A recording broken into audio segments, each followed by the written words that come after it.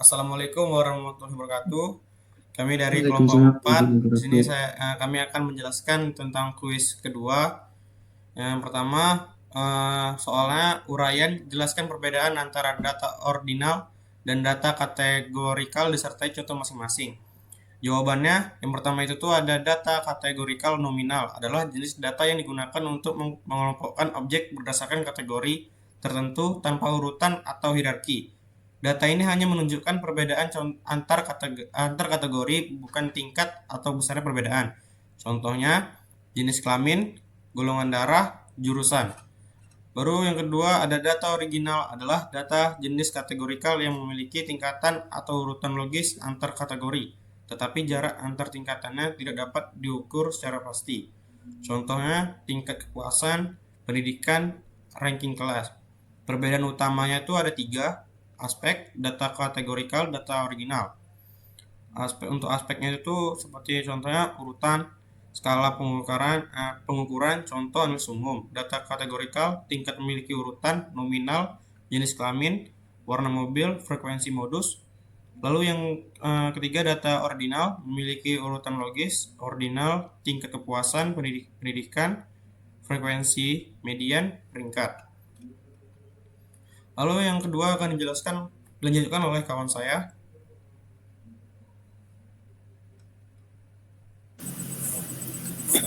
Baiklah, saya akan menjelaskan tentang uraian visual. Buatlah ilustrasi yang menunjukkan hierarki struktur data atau struktur, semi-struktur, dan konstruktur.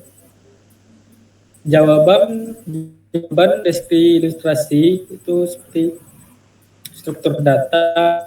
Yang pertama ada data terorganisir rapi dalam tabel atau data, yaitu ada format tetap atau kolom dan baris jelas. Contohnya data Excel mahasiswa atau nama, NIM, nilai, atau data penjualan, tanggal, produk, harga, jumlah. Yang kedua ada semi struktur data. Data tidak sepenuhnya terstruktur, memiliki elemen fleksibel, menggunakan tag atau skema longgar. Contohnya file JSON, XML, data dari API atau NoSQL. Yang ketiga ada data yaitu tidak memiliki struktur formal, sulit dimasukkan ke dalam tabel. Contohnya gambar, video, audio, dokumen atau PDF, email, postingan media sosial.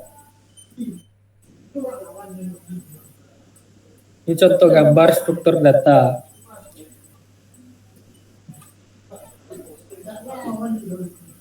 Baiklah, yang ketiga dilanjutkan oleh teman saya. Baik, nomor 3 itu adalah coding.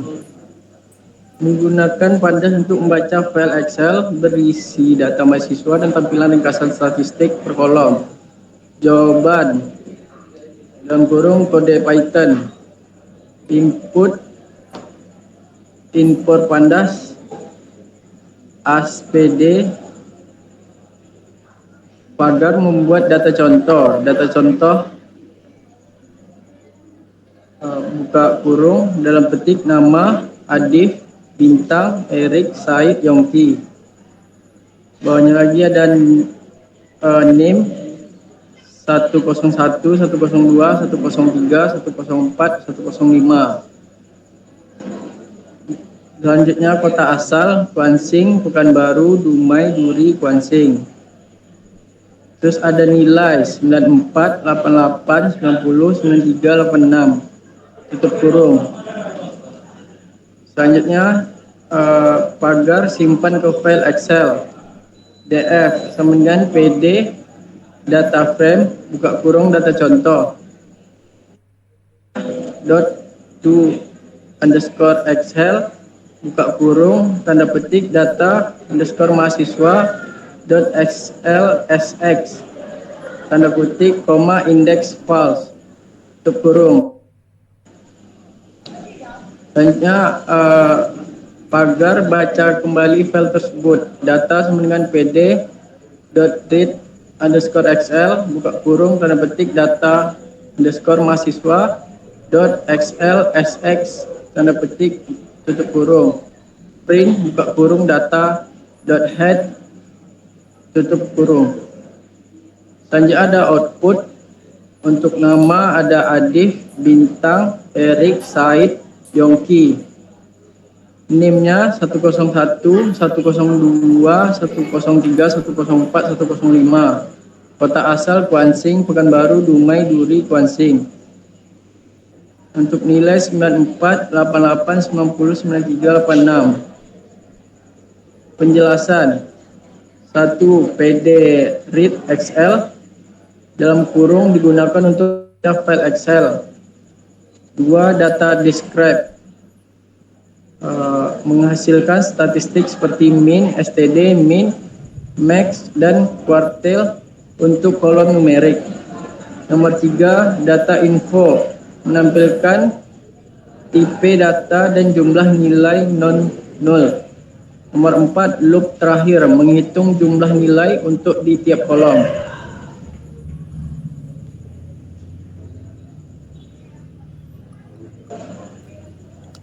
Baik, selanjutnya di sini saya akan menjelaskan nomor 4, yaitu studi kasus, analisis, dan klasifikasi struktur data publik atau BPS. Yang pertama yaitu deskripsi umum. Sebagai studi kasus, kita akan menggunakan data publik dari Badan Pusat Statistik BPS yang berjudul Jumlah penduduk menurut provinsi dan jenis kelamin di Indonesia tahun 2023. Dataset ini dapat diunduh dari portal Open Data Pemerintah Indonesia, yaitu https://www.bps.go.id. Data ini berisi informasi jumlah penduduk di tiap provinsi Indonesia yang dibedakan berdasarkan jenis kelamin laki-laki dan perempuan. Lalu selanjutnya analisis dimensi data. Yang pertama yaitu jumlah baris atau records, kurang lebih 100 baris. Representasi provinsi plus kabupaten atau kota bila dirinci. Yang kedua yaitu jumlah kolom atau attributes, 5. Ukuran file kurang lebih 10 KB. Yang keempat yaitu format penyimpanan, separate values. Yang kelima, sumber data, portal Open Data BPS. Yang keenam, periode waktu, yaitu tahun 2023. Yang ketujuh, lisensi data, Open Government Data License, dapat digunakan untuk penelitian non-komersial. Lalu selanjutnya klasifikasi struktur data. Yang pertama itu aspek keterangan detail. Format file yaitu CSV, separate values. Format teks sederhana di mana setiap baris merepresentasikan satu record dan nilai dipisahkan oleh tanda koma. Format ini umum digunakan karena kompatibel dengan hampir semua platform data seperti Excel, Python, R, SPSS, dan SQL. Jenis data yaitu struktur data. Bentuk penyimpanan yaitu disusun dalam bentuk tabel 2 dimensi dengan kolom tetap di mana setiap kolom memiliki tipe data tertentu seperti string, integer, dan year. Contoh representasi dalam database relasional yaitu dapat langsung diimpor ke sistem manajemen basis data seperti MySQL, PostgreSQL, atau SQLite menggunakan perintah load data atau fungsi read_SQL di Pandas.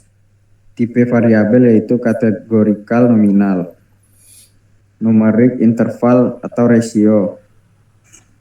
Struktur skema data yaitu create table penduduk underscore provinsi buka kurung ID in primary key provinsi varchar dalam kurung 50 jumlah underscore penduduk big in laki-laki big in perempuan big in tahun in tutup kurung titik koma.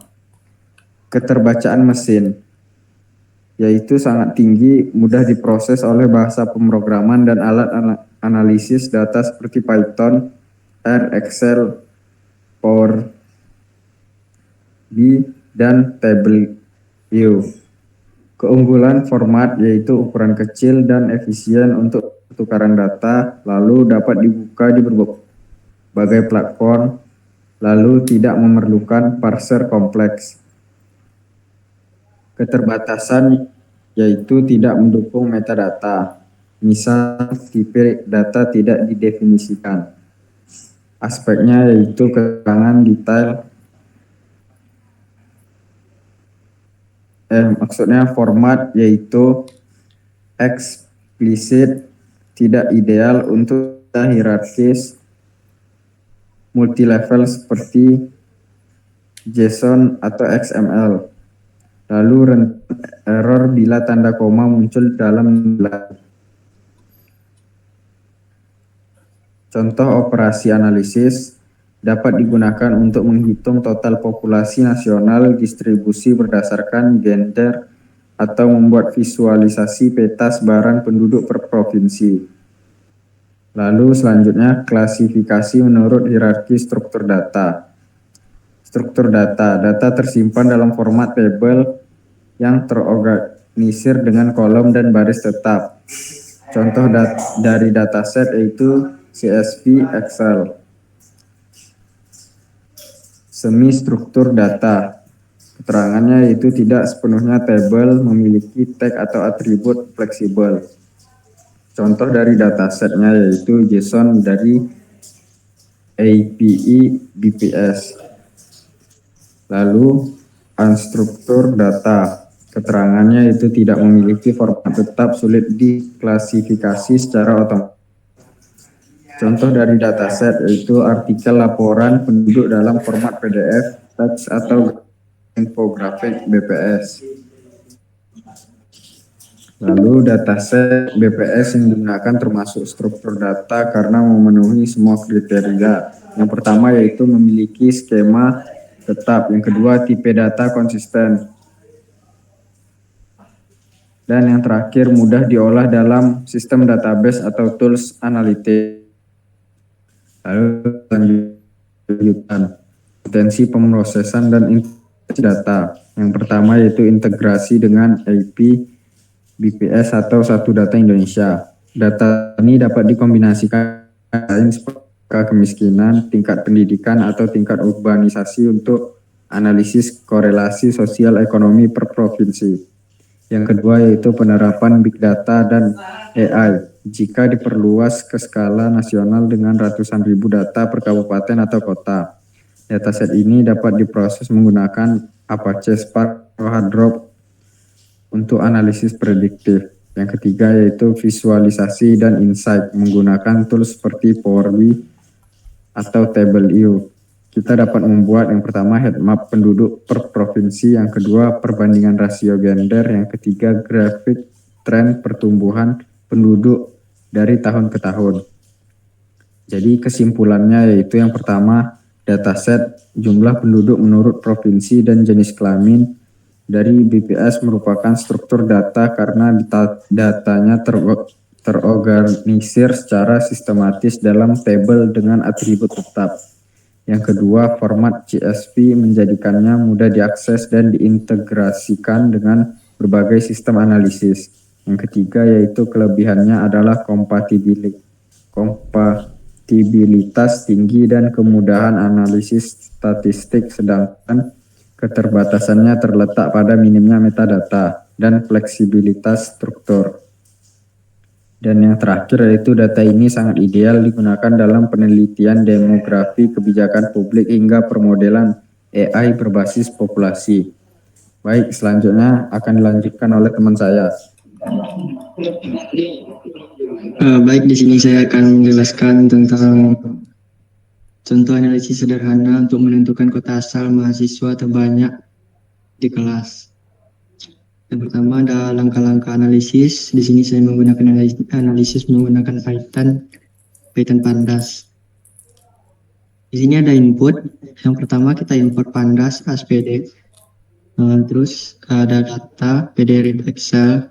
Di sini untuk membaca data mahasiswa.